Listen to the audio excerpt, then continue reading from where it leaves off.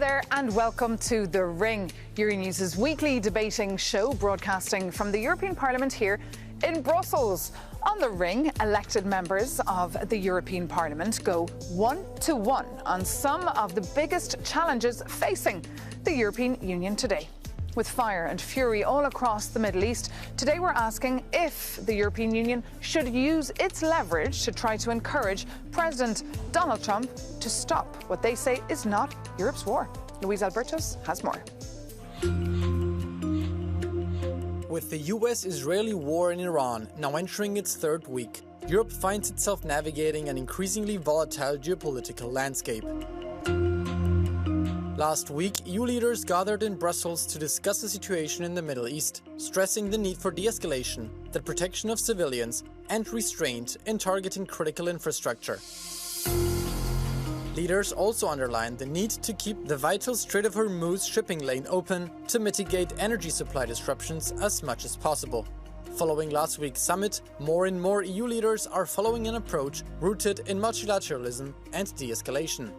Chancellor Merz, who initially showed understanding for the US and Israel's strikes, is now distancing himself from the Trump administration's approach, as are many others. With European leaders choosing to stay largely on the sidelines of the conflict for now, what role should Europe take? And can it safeguard its economic interests at a time when consumers are already under pressure from high energy costs? The questions that we have for our contenders. Let's meet them. Oezlem Demiral, a German MEP from the Left Group. She's a member of the Committees on Foreign Affairs and Security and Defense, a consistent critic of militarization and EU defense policy. She argues that increased arms spending fuels conflict rather than resolving it. In the context of the war in Iran, she said, "Bombs fall, the stock markets rise, people die. Israel and the United States don't care about the people of Iran." Taraas, an Estonian army general and MEP from the centre-right European People's Party. He is the vice president of the Security and Defense Committee at the European Parliament. A cheerleader for defense spending, he has stated, "We have talked about defense and strategic autonomy for years. Yet decisions stall, investments and innovation lag. Before blaming others, Kaja Kallas and other EU leaders should ask themselves what they have done to change this." Oezlem Demiral and Taraas, welcome to The Ring. As regular viewers will know, the objective here on The Ring is to show people back home how debates here in the European Parliament actually function and how you sometimes, and sometimes not, reach compromises. Are you ready? Yes. So, first question, Taraas, do you support Trump and Israel's war in Iran? I think Ayatollah regime has violated human rights in Iran for 47 years, and it needed to be done something, and all the efforts of diplomacy did not work. But I am not sure the way it was launched today was the right way.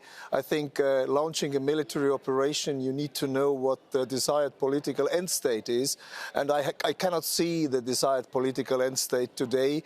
I understand it could be the regime change, but you are not able to change the regime with only poorly military means. But the military means are necessary to force your ideas, and I think it should have been discussed with the allies beforehand also. These are the that's why I don't see the current moment the end state. What about yourself, Oezlem? I'm rejecting this war totally, and I want to say that we know from the history that military means and military interventions and wars never brought democracy to this region, so I want this war to stop. And what would you have done then in that case to get rid of the regime? Look, my family has Kurdish roots. So it's not like this that I'm supporting this regime in any way. I don't do it. And this regime is a brutal regime oppressing his own people. And this regime has to go. But the gun of this regime never could be an intervention from foreign forces. So we have to stop this war and to support the people of Iran to get a better future. And of course, the regime is still there. Mojtaba Khamenei is now the new supreme leader. And of course, the goal of Donald Trump, in principle, was to get rid of the regime. That goal has not been reached. Do you think President Trump has a plan here, Rio Terrace? Well, I just said that I don't see the desired end state defined politically, but I think the plan is to change the regime, and if you have less regime people, if you kill them as many as possible, then there is a weakens the regime. If you force the National Guard units of Iraqi guards to disappear, then it gives the possibility to the people. I think the mistake has been made that the attack did not take place before very large portion of the opposition were killed and executed recently before the war, and the people are not there. But on the response to how we can do it without military means, I don't think we were being able to discuss with Adolf Hitler the regime change or a political election of somebody would not have helped and did not work. It is history shows that in certain areas the military means are necessary, and nobody listens to somebody who does not have military means. Look at Europe. Europe is not at the table, not in Ukraine. And just before we go into Europe not being on the table, let's get Özlem to respond to what you just heard. Look, I'm from Germany, and I don't like it when people are comparing now our wars with the war of Adolf Hitler. Adolf Hitler attacked a lot of other countries. He started wars. This is not the case we have now by Iran. Iran didn't attack anybody. And to be honest, this war from Israel and US is not about democracy. It's not about the people. It's not about autocracy. We know that these countries also are working together with a lot of autocrats in this region, also religious, reactionary systems and regimes. So this is not the case. This is about for Israel to get a bigger Israel. It is about US control important resources, important trade routes. And on Israel, in fact, let's talk about the real reasons of this war, and we have to reject it because this war has a lot of impacts of the people. Firstly in Iran, who are dying, but also all over the world. So the Iranian regime did not have an influence on the people. We know from history, you are a general, former general. History says that Iran has spread terrorism around itself. It has financed the terrorism, financed Hezbollah, financed Hamas, which caused people die in this area. So Iran is launching war against people. You have been a former general in Afghanistan, right? How is the situation in Afghanistan after 20 years of war in Afghanistan? You said you wanted to free the women in Afghanistan. The situation of the women in Afghanistan after the war, you also were part of. They were free as we were there. They were free as we were there. The people, I have seen women working on the computers in Afghanistan. Again, the strategic end state was not defined. I think that is the same problem today. But there is that issue of the collateral damage of Trump's war that, as we heard, Europe does not support. We've heard the Europeans say, this is not our war, but yet Europe is sending millions to support Lebanon, whereas they have no say here, Özlem, in this war. To be honest, it's not acceptable. Europe was also silent when Israel was a war criminal and had a genocide on the Palestinian people. And my country, Germany, for example, talked about, or the Chancellor of Germany, who was part of your party family, talked about the dirty work Israel is doing for us. And I want to ask, what is it about? And I want to ask, why is the European Union then so vocal when it comes to Ukraine's war, but not when it comes to this? Because Ukraine is in Europe. And that is where we have the biggest concern and the biggest threat. And I think this war in Iran takes a focus away from children dying today in Ukraine every day. But there's over 1 million displaced, internally displaced in Lebanon. The European Union is sending cash flows there for this humanitarian crisis. I understand that. But again, why is Europe not taken seriously? Because it does not have the military might to be taken seriously. And I think diplomacy has only its ways if it's supported by the strength, economical strength and military strength. Back to the war in Iran. European leaders said it's not their war, but it's, of course, impacting you and me, every one of us. What would you say to that? It's not the war of the European Union, and they are honest. They have to stop that the military bases in Europe can be used. Spain has shown us how it could work. And they have to stop their arms exports to Israel and to US. And it's interesting you mentioned Spain, because of course Spain, or the Spanish government of Pedro Sanchez, did speak out against this war. And Donald Trump, Rio Terrace, responded by saying, we're going to cut off trade with Spain. Do you think that's why other EU countries are a little bit hesitant to speak out? No, I don't think so, but I think Spain is violating the unity of European Union by not paying its own bill on the defence and now trying to split the unity of European Union. I understand that Trump only takes us seriously if we act together, and he wants us to take by piece of peace, and that is exactly what Sanchez has achieved by acting alone. OK, we're getting just warmed up here, but it's time to take a very short break. Because now it's time for our viewers to get a real flavour of the Parliament chamber, where MEPs ask direct questions to each other. And sometimes, as you can see, it does get heated. Ladies first, Oslem. Okay, I want to hear from your side. What is your solution for this war? Does the European Union not have any instruments to stop this war? Or are you against stopping this war? If you mean the war in Iran, then I don't think Europe has today the instruments, because we are not strong enough to sit at the table. We can try use our diplomatic means, but nobody listens to us. That means that we need to work on our own capabilities, on our own strengths, and even the economy is not anymore the strength of Europe, because we are not unified enough. Now, your opportunity to ask a question now to Oslem. We have seen wars emerge around us. Europe has not launched any wars. Europe has not, in the last 70 years, not been part to a war itself. But we see others attacking European countries around us. Do you think that Europe can solve these problems diplomatically, or do we need military means to back up our diplomatic efforts? And if not, what is the other way? To be honest, yes, the European Union as European Union didn't launch wars. But European member states were also in the past part of wars, like we saw in Afghanistan, like we saw in Iraq, like we saw in Libya. It was not, UK is not anymore European Union, but it was also European countries. So it's not true that the European Union in the past was just standing for diplomacy and against wars in this world. So if we want to answer the times of wars, we have to go back and to stop about talking just about militarization. Do you know the definition of a dialogue? Yes, sure. Yeah, that means that it needs two parts who want to discuss, to talk to each other. If one side wants to talk and the other one is not, and I have been experiencing myself trying to reach out to Russian chief of defense as I was chief of defense, and the response was, why? Nobody wants to talk to us. And not dictator Putin, not Chairman Xi, they don't care.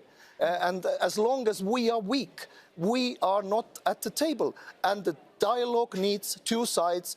And if Russia understands only military means, and they did not use diplomacy maybe a against reaction, Ukraine. Oslem, to that.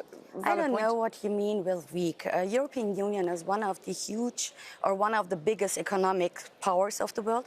And also the European member states has a lot of military instruments, and we are spending a lot of money for military means. So it's like this. The facts are on the table. So don't tell just we are like this or we are like this. What is happening by now is that the European Union also decided, like the US, like China, like other big powers in this world, that they want to defend its own interests, and this means resources of the world, trade routes of the world, by military means. And what this means is that people are dying, that the working class all over the world is paying the bill for it, and this is not acceptable. This is why I'm rejecting this military means, and I'm saying we have to find another way to protect lives, to protect our earth.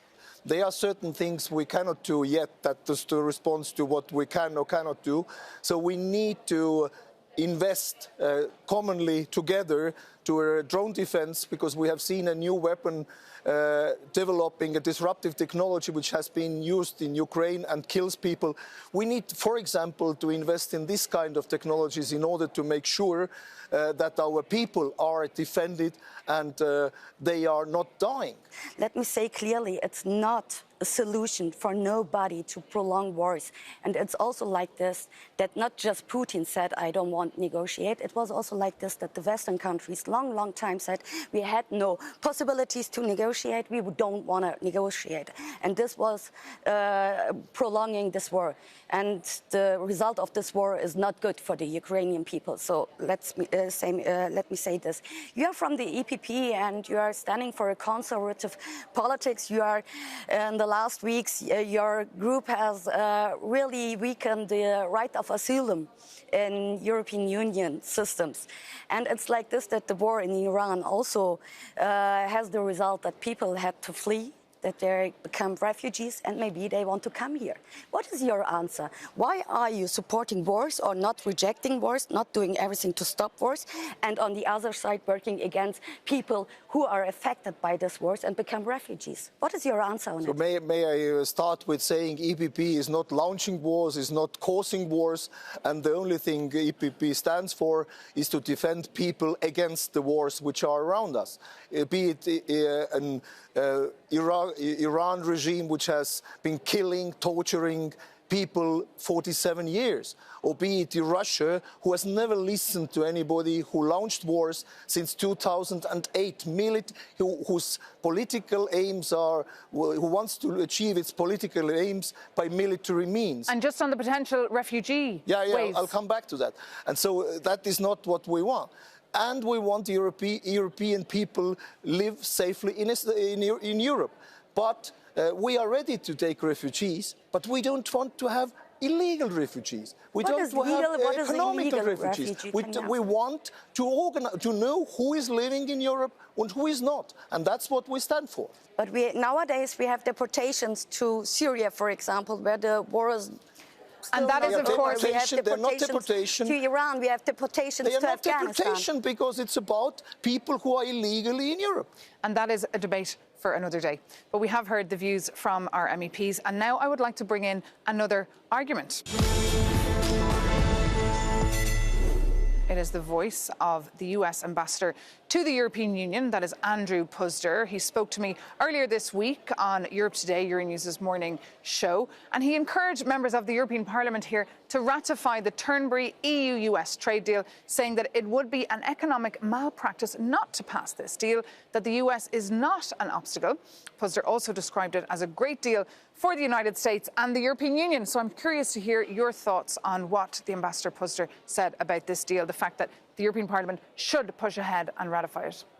European Parliament should defend European people's interest, and therefore the Commission has worked out a deal. It is not an ideal deal, but we have to find the minimum common denominator with US and find the ways. We have to deal with US. We have to. And the current administration is not pro-Europe. The interest is not being European. They defend their people. So our task is to defend our people. And trade with US is needed, necessary, and good for our businesses and people. Because just remember, that deal tripled tariffs on European goods while cutting duties on US industrial goods down to zero. And of course, it was harshly criticised for months as too favourable to the Trump administration. What is your view here on what Andrew Puzder said to us earlier this week here on Euronews? I think we should have a clearer talk to the US, and if it's about defending the interests of the European people, we should have a clear politic that rejected what Donald Trump is by now doing. It should reject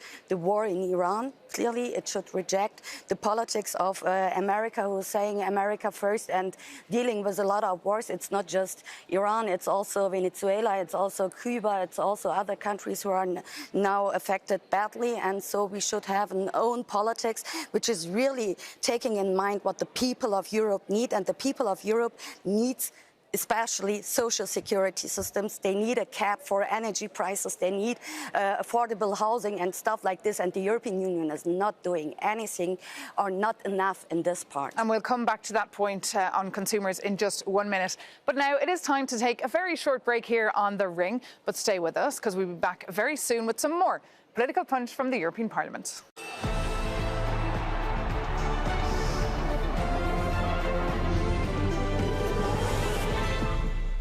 Welcome back to The Ring, Euronews' weekly debate show here in the European Parliament in Brussels. For this edition, I'm joined by MEPs Río Tarass and Oslem Demiral, and the idea here is to bring the European Parliament debate to your very sofa. This week, we're focusing on how the European Union and its leaders are reacting to the ongoing war in Iran, a war that's directly impacting me and you, whether you're based in Kenya, Kerala or Kerry. Now, we wanted to hear from you, so we actually took to the streets of Brussels to hear how this war is affecting your daily life. It has affected a lot of travel, I know that for sure, and economy. In Greece, we have a lot of cancellations, and it has impacted tourism as well. So there's definitely an economic impact in our country. I'm sure that everyone in the European Union will feel the impact. Everything, food, services, gas for sure. Probably also things like heating. I mean, it's energy. Everyone uses it. Everyone needs it, and I find it pretty crazy that the decision of two countries to go to war against Iran has such an impact on pretty much everyone. Not anxious, but definitely will hit. But I already implement some energy-saving measures, so I hope this won't hit me hard. So Río Tarass there, impacting everyone. Your reaction? Absolutely, and that only shows that Europe needs to become more independent from the energy sources, and I think we should go back to the nuclear energy, which gives us the autonomy if we need it. Would you agree with that? No, I don't think that the nuclear energy is an energy system for the future, but what we have to do is to build up the renewable energy systems, and the European Union has slept long time and had forget to do this. And as we all know, nuclear takes years, right? It takes years. Well, there's the small modular reactors, but they're also just being tested out. But just back to measures for Europeans. Now, today, we've seen Pedro Sánchez, Spanish Prime Minister, propose a €5 billion package to help consumers. Is that a good idea, Río Tarass? To help in the difficult situation is a good idea if it's not a populism before the elections. I think we need to make an economy stronger, and the economy depends on the energy, for example. So we need really to take a very various package, and I don't think that renewable energy is something bad, but as we saw this winter in Estonia, the renewable energy does not help us in the situation where there is no wind and no sun. And no batteries to restore it. So we need sources which give energy on that moment. So we need to have a diversified package of energy and focus on that to make European economy more competitive, especially in the times of war. Just one sentence about the social impacts and energy impacts of this war.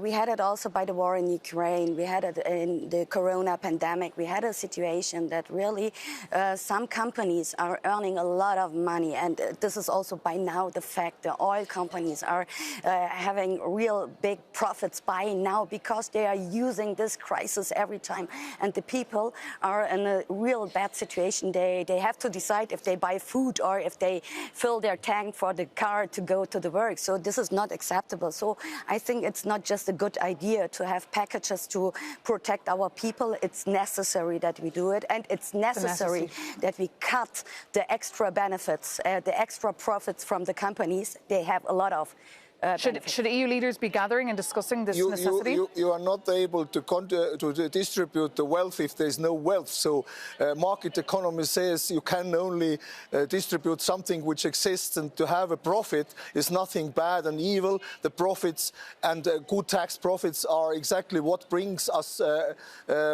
ahead and gives our economy a stronger stand and the country's stronger situation. And I think the European Union need to gather together and find the solution for our first of all, for our competitiveness in our current world. But the big companies has a lot of money, and they're richer than they had been ever before. We have more money in European Union we had before. This is fact. What we have is that the middle classes and the poor people are not anymore able to finance their life, and this is a problem. So we have to talk about the extra rich part of this region. We have a lot of millionaires, billionaires earning more money in this crisis. This is not acceptable. I'm sorry. I have lived in communism where the distribution of the wealth was done without having rich and poor, and that was evil. That was the worst time of my life. I don't want to come back to that. Look, you can just come with buzzwords like communism, stuff like this. The people of Europe, you have not. The people of Europe, they are realizing that what we are living in now is no perspective for them. It is rising war, it is rising crisis, and we need answers for the people. And you can't just put the real demands of the people away and just talking about communism. I'm not talking about communism. I'm talking about security for the people of Europe. So that's the views from our MEPs. We would love to hear as well your view here. Join our debate. The Ring at euronews.com. That is our email address, so please reach out. But it is now time to move on to our fifth and final round. Are you ready? So now it is time for something a little bit different. I'm going to be asking our MEPs a set of questions, and you only have the opportunity to answer with yes or no. So, was it a good idea to kill the Supreme Leader, Ali Khamenei? Yes or no? I don't like him, but I don't think that it's illegal and it shouldn't be. Was it a good idea? Yes or no? Yes. Is the US still a friend to the European Union? Yes or no? Yes. The US people, yes. Trump, no. Should the EU be more involved in this war? Yes or no? Clearly no.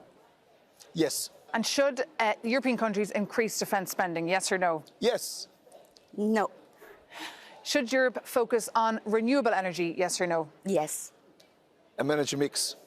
Manage mix. And should NATO be involved if the conflict expands? Yes or no? No. No, I'm against NATO also. And just a question on European governments. Should European governments be subsidising energy costs today, now, to protect consumers? Yes or no? Yes. Yes. And is Iran a direct threat to European security? No. Yes, and it has always been. OK, and have you agreed on anything that you've heard here? And what about you? Have you agreed? I agree that renewable energy is a part of the energy mix. Great. Well, I think we've given our viewers a perfect flavour of how you actually interact right here in the Parliament. So thank you so much to you both for being with us here. That does bring this edition of The Ring to an end. As I said, the Ring at euronews.com. That is our email address. Please reach out. Thank you so much again. Take care and see you soon on Euronews.